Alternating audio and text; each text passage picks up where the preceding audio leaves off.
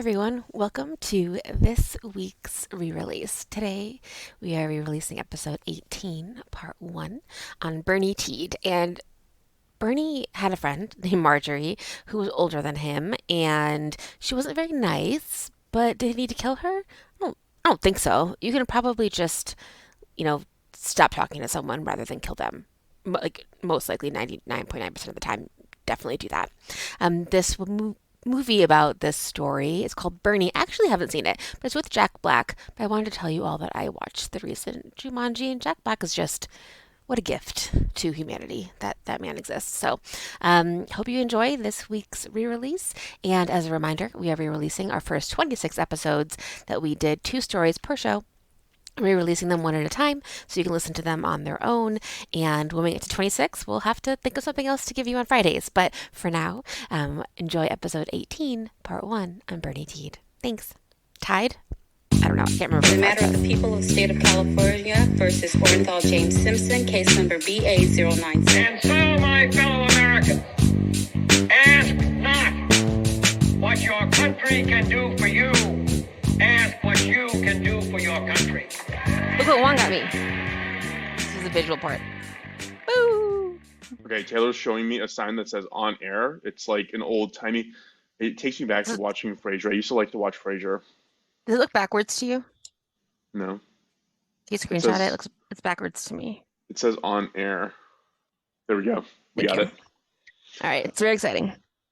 So now my light's on and I'm ready. Good. The light that only you can see. The light that only I can see. So yeah, we'll go ahead and kick things off. Hi everyone, welcome to Doomed to Fail. I'm Fars, joined here by Taylor. Hi Taylor, how are you? Good. Like trying to figure out where to put my on-air sign. I feel like it needs to That be is like not a problem. I'm gonna put it on my door, I think. it needs to go outside. It needs to be Yeah, I like know. something that you can like trigger. Taylor just got a lovely on-air sign, one of those old-timey ones that radio people used to have, and it looks great. It looks very professional. I'll Just put like it here us. like a ring light. Just like us, we're super professional. Super profesh, as always. So, per usual, we're going to be doing 2 stories, one historical, one true crime around relationships that were doomed to fail. And I think I go first this time. Yeah. Yes. Okay. So, why don't we start by you telling us what your drink is, Taylor? I will then segue into my drink and story. Great. Today I'm drinking holy water. Straight from Jesus's breast. Loving nipple. I don't know where holy water, blessed water. Is holy water just any water that a pastor Yeah, I remember I spits used in? to there was a Catholic church that my mom had us go to a couple times when I was like a teen, and there was like a water fountain, and it was like this water fountain has been blessed, or like the pipe had been blessed. It like went into the little fountain that had the thing, so that like covered it, so you didn't have to bless like all of the droplets of water individually, and like the bird bath that you put the baby in. It feels cheap to do it that way. That's all. I want every vessel to be blessed as the water goes into it. Me too, absolutely. I'm a perfectionist, though. You know that about me. So yours is Mhm. holy water, which I don't think you're supposed to drink, but what do I know? It can't hurt. Well, can't hurt. It's good My to be drink, hydrated. Yeah. yeah. It's Jesus water hydrates better than regular water. It's like Gatorade. It's got electrolytes. My drink today is prickly pear because we are going to be covering a rather prickly individual in today's true crime story, and it takes place in Texas, which is not the home of prickly pear. I feel like that's more of like a New Mexico or Arizona thing, but you can definitely get some good prickly pear juice in Texas as well. So just like the juice of a prickly pear, not like a prickly pear margarita, just the juice of a prickly pear. You know what's funny is when I was researching this, I actually looked up prickly pear recipes and I found the margarita one and it looked so good. And I was like, write it down. And I got into researching the story and I forgot to write down the recipe for the prickly pear There's someone margarita. here in Joshua Tree that like I follow on Instagram who has a prickly pear and like a store or something, and they made a prickly pear margarita and it looked really fun. It looks delicious. It looks incredible. Yeah. It's a lovely color. It's fuchsia. If so just so everybody knows, because y'all might not know, prickly pear, it's a cactus, but it's a cactus that has that little flower at the very top that's like a very, very bright fuchsia color. And that's the thing that you can open up and drink, which like if you're ever in the desert, you can open a prickly pear and drink that and you'll be fine. Well, you'll still probably die, but Yeah, that's no. mostly from the animals that are gonna maul your bones. Yeah. So Okay, my Best story, book. thank you. My story today is about the relationship between a man named Bernie Tiede and Marjorie Nugent. Have you heard these names before? I don't think so. Okay. You will probably remember as I go into this because this is actually a pretty famous case. Okay. Bernie was actually famously played by actor Jack Black in the 2011 film by Richard Linklater titled Bernie. Does that ring a bell? No. Damn. Okay.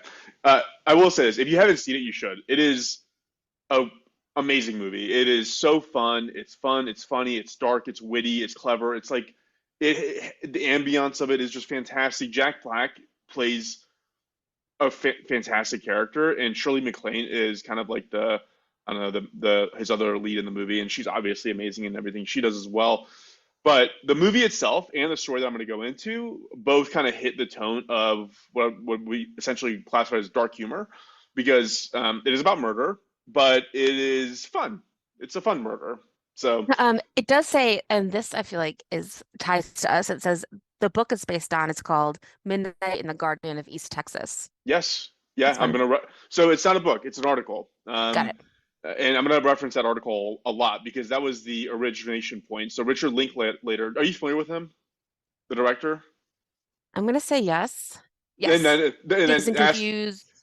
Okay, it was funny because the way you phrased it, I was like, I'll say yes as long as you don't ask any follow-up questions. I'm looking it That's up how now. I I can phrased it. answer now that it is that I'm on um Wikipedia. But Yeah. yes.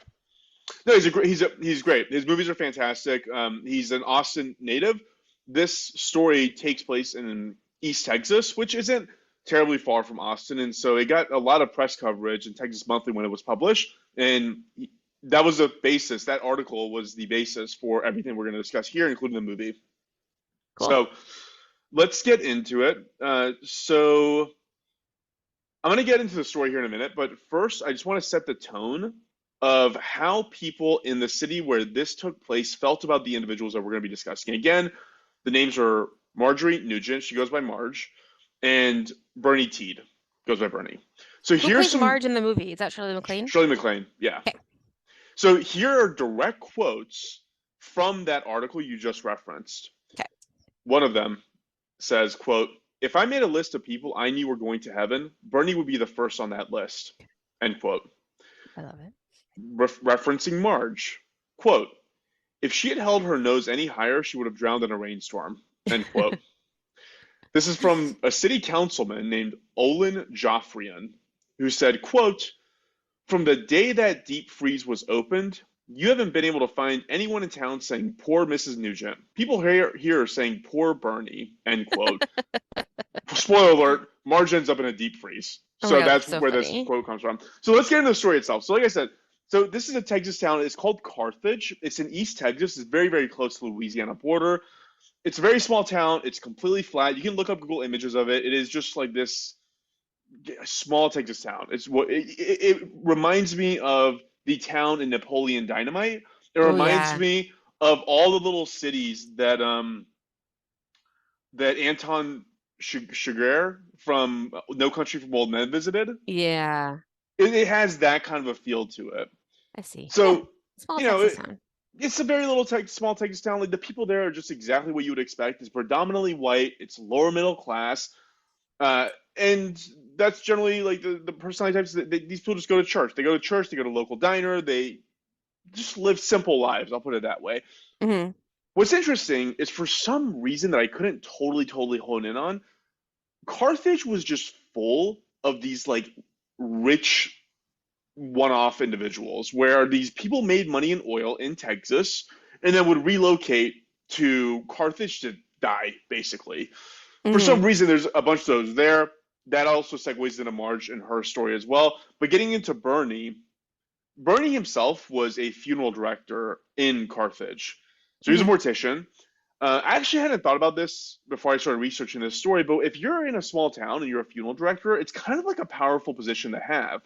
So it feels kind of like almost like a sheriff or a pastor because at some point, nearly every person in that town is going to have to interface with you in some way. and Right. you're going to have to solve a very, very complicated, emotionally charged situation for them. And Mm-hmm. so you kind of like get this kind of Midas touch of everybody in town needing to know you and liking you in large part. And Bernie was exactly that. He was beloved in Carthage, like absolutely beloved. He was a happy guy. Take a look at his pictures. He just seems like somebody who's just constantly smiling. Like he does not have bad days. Rain does not fall on him when he walks around. That's how I see his pictures. Have you seen his? Wait, Are who you the looking? I'm trying to find him in real life. What's his last name in real life? Tiede, Tiede. Got it. This is a silent portion of the audio medium that we're using. I see. Oh, I mean, great casting. Great job, everyone. Right? Yeah. He's super, yeah, he's just a super likable guy. He was a community guy. He always was. He was super involved in his church. He was on choir, in choir, however you'd phrase that. And he also had a habit of going like above and beyond for his clients. So he had a habit of after the services for weeks and weeks and weeks onward, checking in on his clients who were usually old widows or widowers and just making sure they're doing okay, bringing them food and things like that. He was just such a nice guy. Like I don't, I'm trying to, I feel like I knew someone like this in high school, and a part of me was always like, what are you hiding? Why are you trying to be this nice? Like, there's nothing. There's got to be something behind those Uh-oh. gestures. Yeah. Um, so the article that I referenced for the story, there was two of them. One of them you already referenced. There's another article I referenced as well. That one is called "The Bizarre Story of Bernie Tiede and the Real Murder Case That Inspired the Movie Bernie" by Neil Patmore. Not a very creative title. You could have probably cut that in half, but it is what it is. And in that article, it was said that he was widely regarded as the nicest man in town. Bernie was. Mm-hmm. Mm-hmm. So that's one side of this equation. This angelic human who just loves to serve his community and everybody loves to be around. Mm-hmm. On the other side, you have his former client, Marjorie slash Marge Nugent, who met Bernie as he took care of her late husband's funeral arrangements. Mm-hmm. So, like I said earlier, Marge's late husband was one of these uber rich dudes in the oil industry who made a ton of money. Marge was actually originally from Carthage. And so, whenever they got into their twilight years, he decided, hey, let's go back to Carthage and settle down there. They bought a huge house, like way too big for two elderly people who can barely walk 10 feet without falling down. It is estimated that his net worth that he bequeathed to Marge was somewhere in the range of $10 million, give or take. Cool. Yeah. Mm-hmm. I mean, they were like, they bought a bank, Taylor. Like, that's the kind of money they owned the only bank in town. That's the Oh, kind of wow. money these people had. Yeah. Yeah, That's money and that's power. exactly. Yeah. Influence, power, all of it. So contrasting her reputation to Bernie's, her reputation was the meanest woman in Carthage. Oh. So Bernie manages Marge's husband's funeral and per usual starts following up with Marge. This is part of his routine, just making sure that she's okay, what's going on. And in doing so, he noticed that she has nobody. Like, he'd go to the house and there was just nobody. It's just this woman sitting alone in this giant house with Mm-hmm. They didn't have any nothing kids going or on. anything. Had a kid, totally estranged. Literally, nobody liked her. Nobody wanted to be Yeah. around her. Yeah, that was her general vibe. So she was basically sat alone in this house, and Bernie, who by all accounts is this incredibly empathetic human being, just felt so bad for her. And so he made a point to go out of his way to spend time with her. He'd go over there, he'd hang out, they'd go out to dinner together, and they started becoming kind of a thing. So they'd even go Was so far as to take like these international trips. At this time, Bernie would have been 39 and she would have been 81 years old. so he wasn't in a relationship. No, by most accounts, people assumed he's gay. Got it. People in Carthage assumed he's gay, and I'm actually gonna go to a quote that was like great. It was it's the most Texas quote calling someone gay you'll possibly ever hear. But they would start going on these trips together, so they were becoming kind of like a thing. And the article you quoted earlier is what I'm going to quote here. So that is called "Midnight in the Garden of East Texas" That's by a man named Skip Hollingsworth, who did all this research. He did a fantastic job. He like basically lived in Carthage to like get the story out. He would talk to people, the town folks, everything. And in one of the diners he was at, when people brought up Bernie and the idea of him dating a woman, somebody said, this is a quote, "You can tell he's never been deer hunting in his life." End quote. Like that's the way I that get it. he Yeah. said that they all thought he was gay, but nobody cared. I mean, everybody makes Texas out to be this like prejudiced place. It's like most people, nobody gives a shit. Texas is beautiful because nobody cares what you do. You just do your own thing and nobody bothers you. And nobody cared that he was. They thought he was gay. They were like, he's gay. It is what it is. He's a nice guy. It doesn't matter. So at some point, uh, during this friendship, relationship, whatever you want to call it, Bernie, to his credit, never said they dated, but everybody was like, it's weird. They sleep in the same room and are always together. So who knows what's happening. Yeah. Bernie quit his job to basically just manage Marge's business account, become her business manager basically. Because she had all these different interests, right? Like she had these stock portfolios, and she owned a bank, and there was all this bills had to be paid, stuff had to be taken care of. Hmm. She eventually made Bernie the sole beneficiary to her will, and instructed Bernie that upon her death, her family was not to get a dime of her inheritance. And the way wills are done, you can't manipulate someone into doing this. There's got to be attestation. There's got to be witnesses. There's questions Yeah. around your competency, the duress. Like Bernie didn't force her to do this. She just did it Right. on her own whim because this is the only person she had in her life. This relationship with Bernie and Marge, just like every other relationship Marge seems to have with another human, turned abusive. Bernie would later state that, quote, "She was just so controlling. She felt like she could own me. And I guess to some degree she did." End quote. You see this in the movie. There's a great scene in the movie where there's like an armadillo or a possum in the backyard, and she's like, "Kill it, kill it. It's going to come in the house." And she gives a gun to Bernie, and Bernie just can't bring himself to hurt it. And she's just like bantering him and saying what a wuss he is. Like, that's probably the exact vibe that this woman had with Yeah. him. She sounds awful. Yeah. Yeah.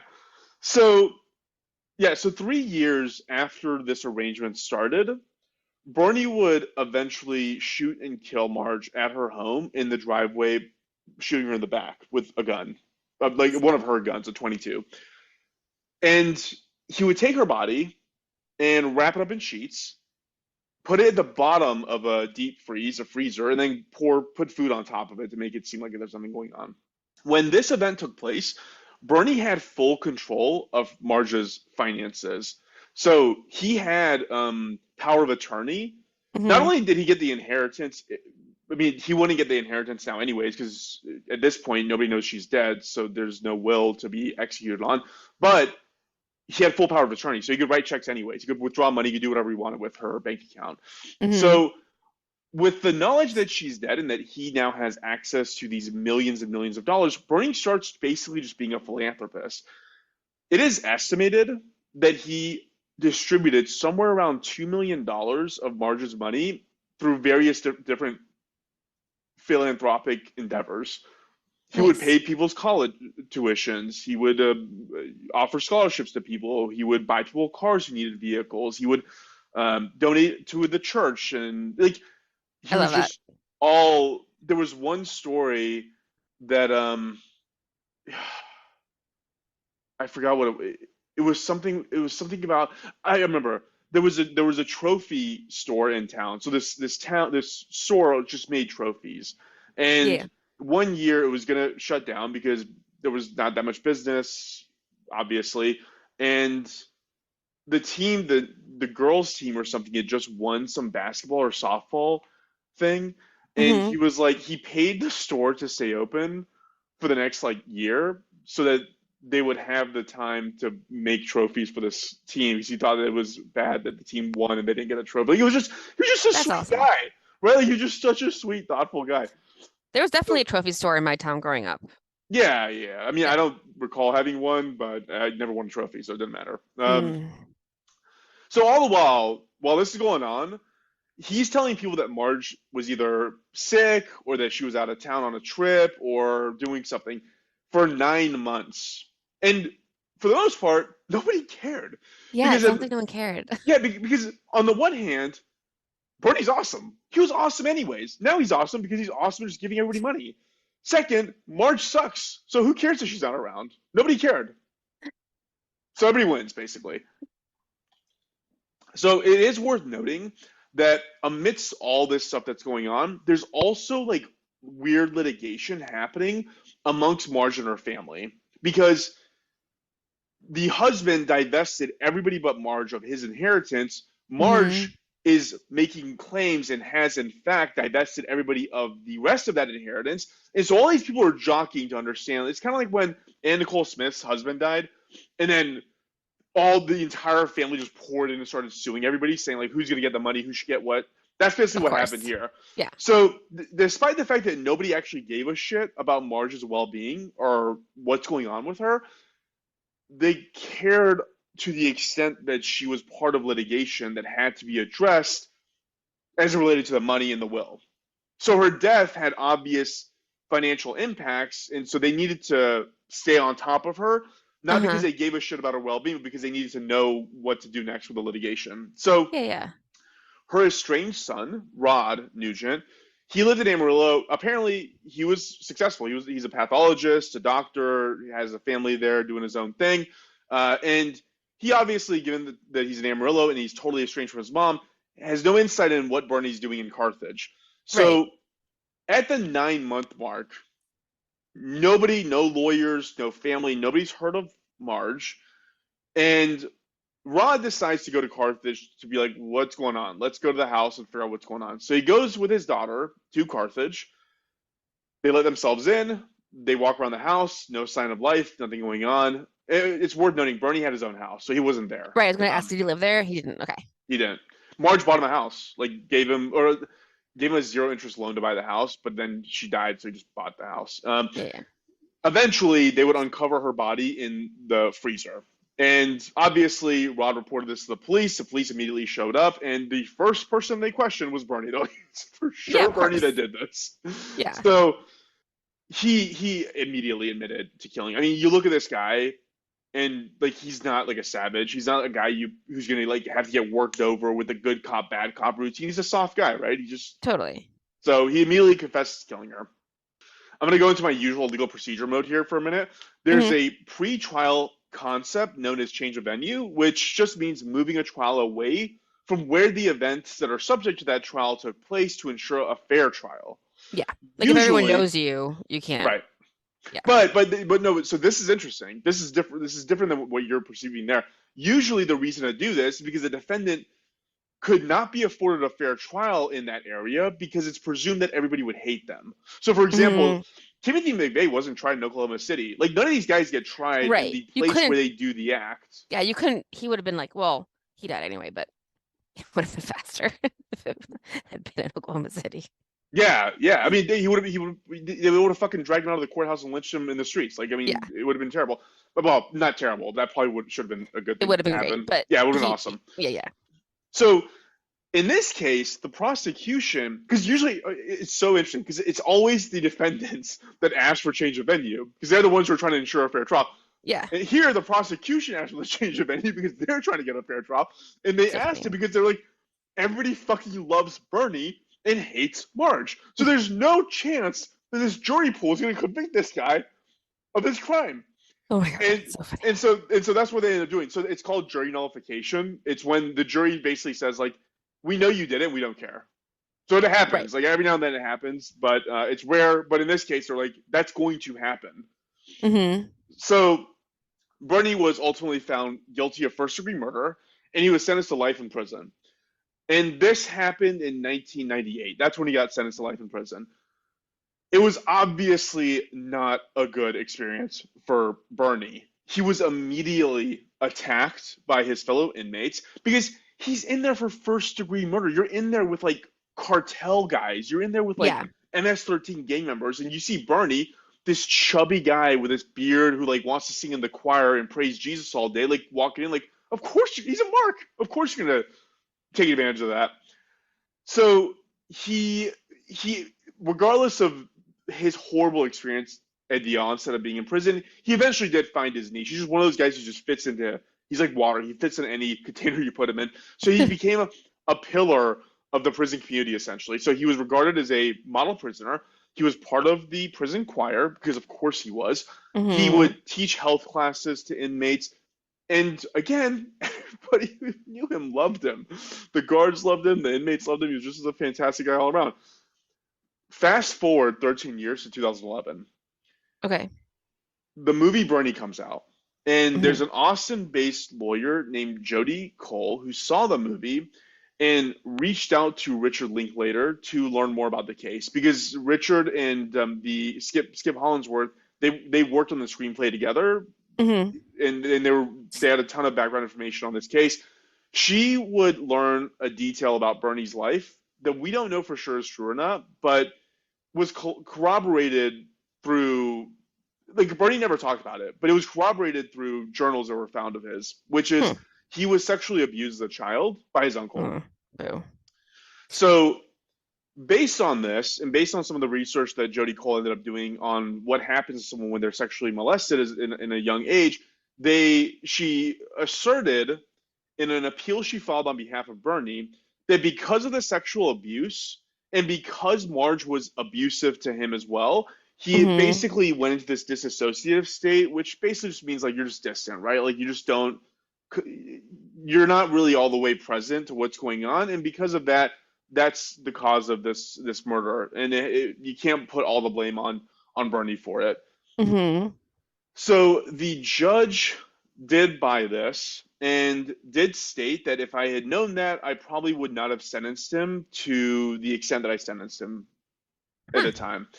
And a new trial was set, not to determine guilt, because he was obviously guilty, he confessed to it. It was set to determine the sentencing and to rejudge the sentencing. In the interim, the judge released Bernie on bail on the condition that he lived with Richard Linklater at his What? Austin home, which he What? did, That which he makes no did for, sense. yeah, they're like you're under this guy's ward. As long as you're under this guy's ward, we'll allow you to be released, basically. That's so weird. It's one of those things. I mean, Richard Linklater is kind of like an Austin institution, the way like Willie Nelson is, right? It's like we trust him, so that's why you can be released to him. So he lived with Richard Linklater from 2014 till 2016. So at the resentencing hearing, which then took place in 16, Marge's son testified about how sweet and loving a mother she was, and so much of that just like smacks me of like we just aggrandize the dead. Like it's Yeah, like yeah, yeah. when someone's dead, it's like it's the whole "don't speak ill of the dead." Yeah. But it's like nobody felt that way. Like like you didn't feel No, that way. You didn't talk to your mom for 9 months. You go to the totally. lawsuit, like so. Again, like the entire family was estranged from her. She voluntarily removed her kids from the will, and it was clear that like there was not a cohesive thing going on between the Right. family. It's not like they were gonna be friends. No. Yeah. What's funny is during the trial, the county commissioner for Carthage, who knew Marge like really, really well, said Marge actually told him specifically, quote, I'll spend every dime of my money before I leave it to my family. She fucking hated her That's family. so funny. And these guys were showing up in court saying like she was a loving mother and she was this and that. It's Well, like, I dude, mean, they want her money and they should, I don't know. It doesn't sound like there's a good reason for them not to have it, just that she was a bitch. well, then here. Okay, so here's the thing. In this situation, nobody gets the money. So the way Oh. the way it Oh, works, because it went to Bernie and he's in jail. it was yeah. So there's several things going on. One is what's called the Slayer statutes, and the other one is called it's cheating to the state. So a Slayer statute says that a person who kills another person cannot become the beneficiary of the person's inheritance, That seems fair. which means it skips Bernie and goes to the state, which is called it's cheating to the state. So like the state ends up getting that money, so none of it ends up going to the family anyways. So that's where that ended up. I'm sure the son sued the state to figure out like how he can get his hands on the money, but Yeah, as we I don't think he know. should. Yeah.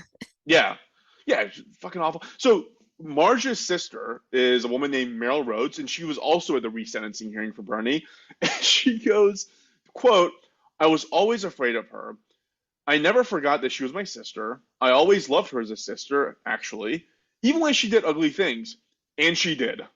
End quote. And then her son, who's Marge's nephew, said the portrayal of her aunt by Shirley MacLaine in the movie was completely accurate and recounted all the abuse she would hurl his way. It's like I don't know. I don't buy Rod's perception that like my mom, his mom was like a loving woman. It's like I don't know. Smells like a duck, sounds like a duck, you know. Yeah.